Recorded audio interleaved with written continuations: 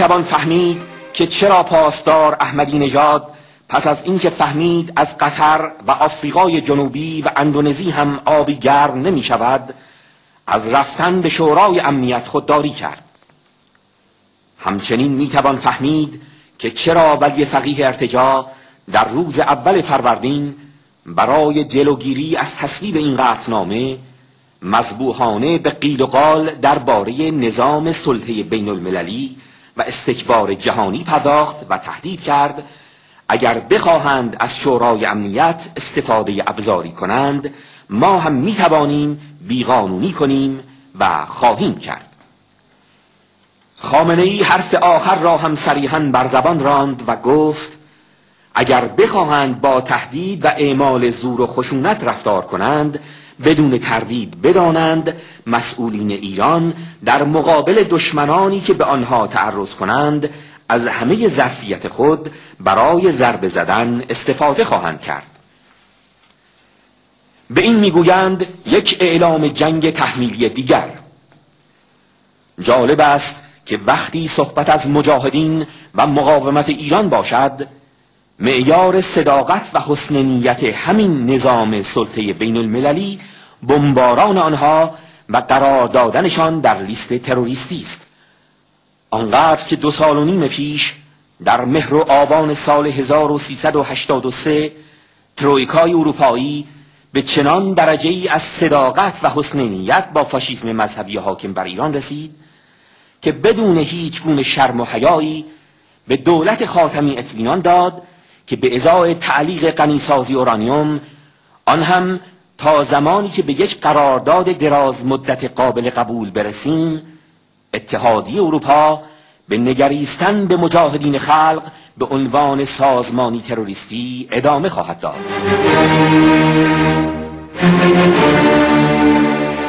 این مشوق از سوی نظام سلطه بین المللی به قدری خلاف عرف و اخلاق و قانون بود که اعتراضات گسترده بین المللی را در همان زمان برانگیخت. 200,000 نفر از مردم عراق در بیانیه خود خاطر نشان کردند معامله کنندگان با رژیم ایران نشان دادند که برچسب تروریستی علیه مجاهدین فقط اهرمی برای زد و بندهای کثیف و نامشروع سیاسی است. ما این کرنش در مقابل باجخواهی رژیم تروریستی حاکم بر ایران را که فقط باعث تشویق و ترویج تروریسم و خونریزی و افزایش ناامنی در خاک کشور ما و قربانی نمودن مقاومت عادلانه و مشروع مردم ایران می شود به عنوان عملی غیر اخلاقی محکوم می کنیم.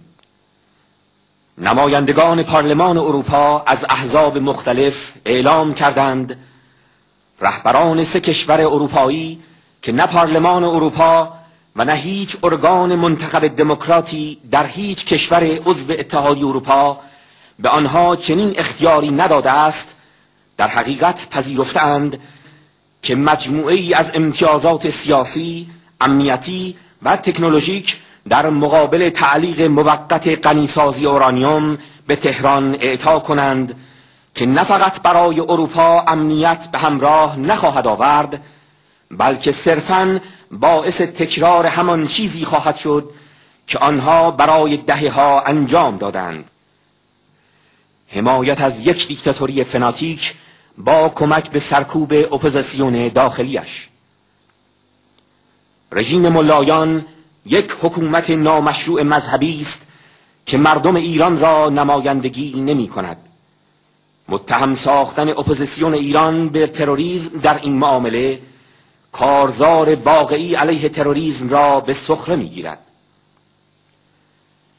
فدراسیون بین المللی حقوق بشر در همان زمان اعلام کرد طراحان این پیشنهاد با مبادله نمودن حفظ یک سازمان مستقل از هر قضاوتی که در مورد آن وجود داشته باشد در لیست سازمان‌های تروریستی در ازای یک تحول سیاست هسته‌ای ایران ثابت می‌کنند که این لیست دارای خصلتی خودسرانه بوده و صرفاً از تصمیم سیاسی دولت‌ها ناشی می‌شود. آبان 1383.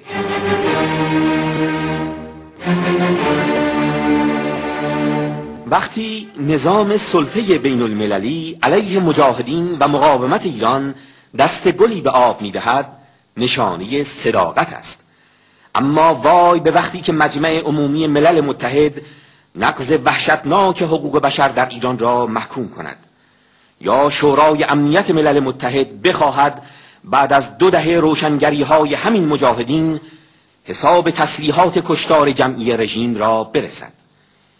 اینجا بار دیگر آخوند مرتجع قرون وسطایی ابوعطای ضد استکباری میخواند، بعد هم ولی فقیه ارتجاع شروع میکند به یقه درانی که آنها نقض حقوق بشر میکنند، تروریست را ترویج میکنند. آن وقت هر جا را که میلشان بکشد میخواهند به محاسبه بکشند که شما نقض حقوق بشر کردید.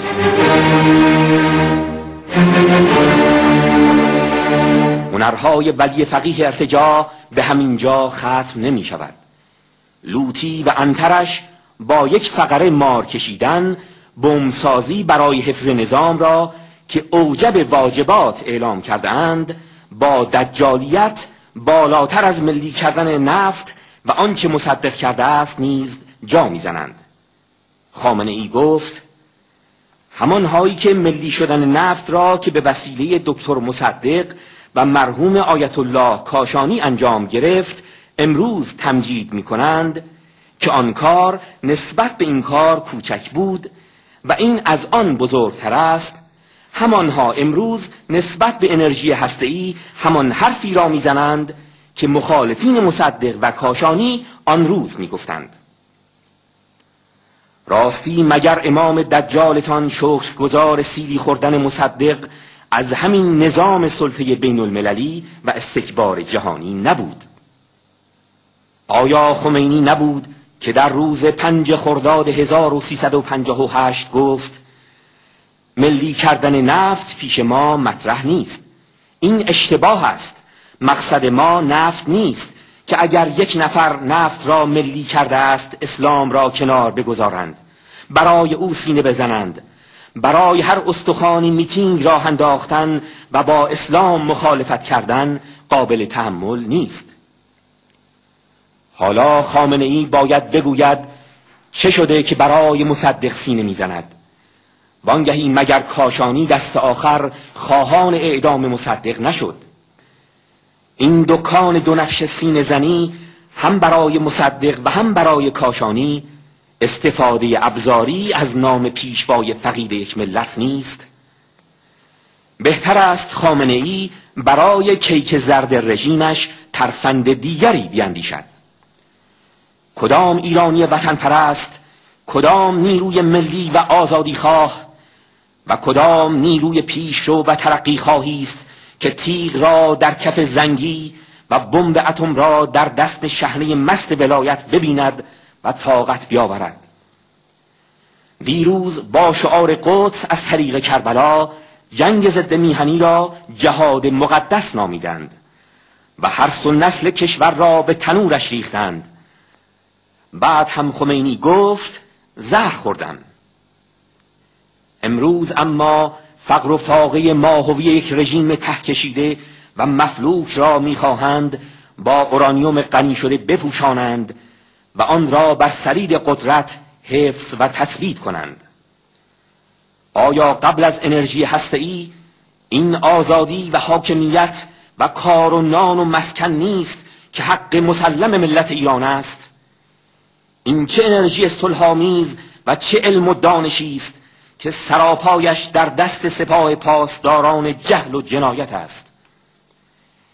این چه تحقیق و پژوهشی است که این چنین برای 2 دهه باید مخفی بماند و بودجه معلمان و فرهنگیان و دانشگاه ها و کارگران را ببلعد؟